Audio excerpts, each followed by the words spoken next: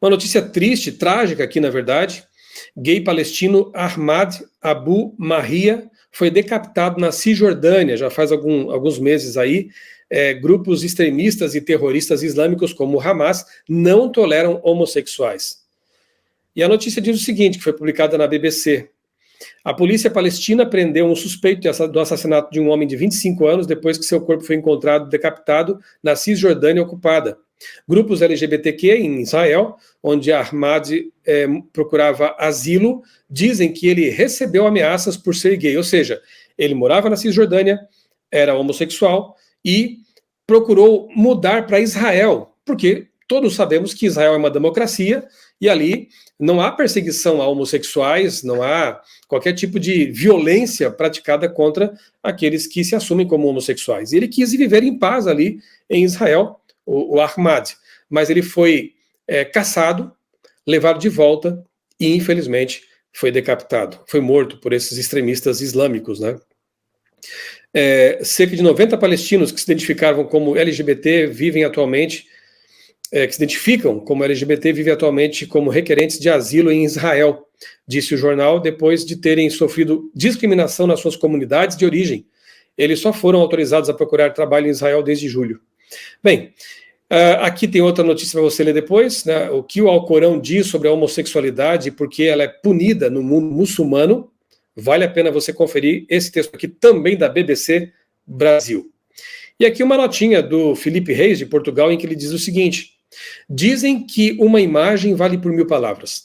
Penso ser este o caso. Um grupo queer manifesta-se a favor da Palestina.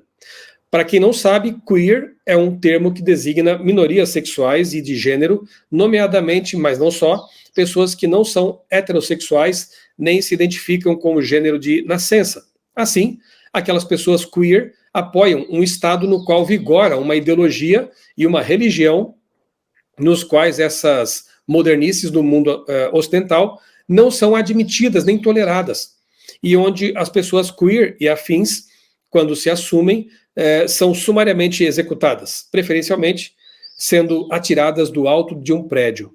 Se por algum motivo você não encontra problema nisso, imagine ver um grupo de rabinos junto ao Muro das Lamentações exibindo uma suástica. Seria uma contradição parecida. Vivemos, portanto, no espantoso tempo em que as galinhas apoiam orgulhosamente a raposa. Realmente é algo bem contraditório ver certos grupos aí apoiando. Eu nem digo somente a questão da Palestina, né? Porque o que muitas pessoas às vezes estão pedindo, na verdade, eu tenho orado, por exemplo, pelas vítimas dos dois lados desse conflito, pedindo a Deus que intervenha e que os inocentes sejam poupados. É isso, esse é o sentimento. Mas quando você vê pessoas aí, especialmente progressistas, apoiando, aí sim, o Hamas, os terroristas islâmicos, a coisa fica bem complicada. Eu quero recomendar para você um livro que virou filme, inclusive, né? Muito interessante, é O Caçador de Pipas. Deixa eu até minimizar aqui um pouquinho para você ver a capa maior aqui, tá certo? Aqui está. O Caçador de Pipas, de Khaled Hosseini. É um livro bem interessante, revelador. O filme é bem próximo também do livro, foi uma adaptação até bem feita, né? E se você quer saber o que um regime islâmico ditatorial pode fazer com um país, recomendo esse aqui. Porque o Afeganistão, antes da década de 70, ali, quando acontece realmente a mudança, né, na história do Afeganistão, era para começar, só para dar um exemplo, era permitido soltar pipas. Era uma das grandes alegrias do povo lá naquela época, soltar pipas coloridas, ficar empinando pipas pelo céu. Depois isso foi proibido. Eu estou dando spoiler já aqui, infelizmente, né, do livro, do título do livro, inclusive, né, mas é por aí, né.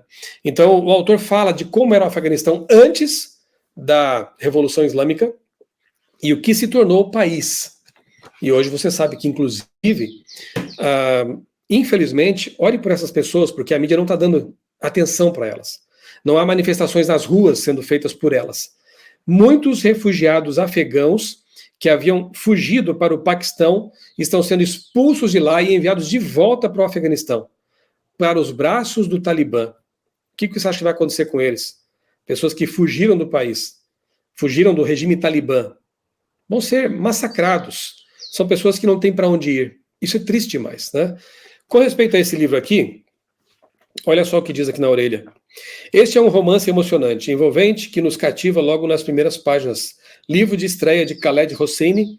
O Caçador de Pipas é uma narrativa insólita e eloquente sobre a frágil relação entre pais e filhos, entre os seres humanos e seus deuses, entre os homens e a sua pátria.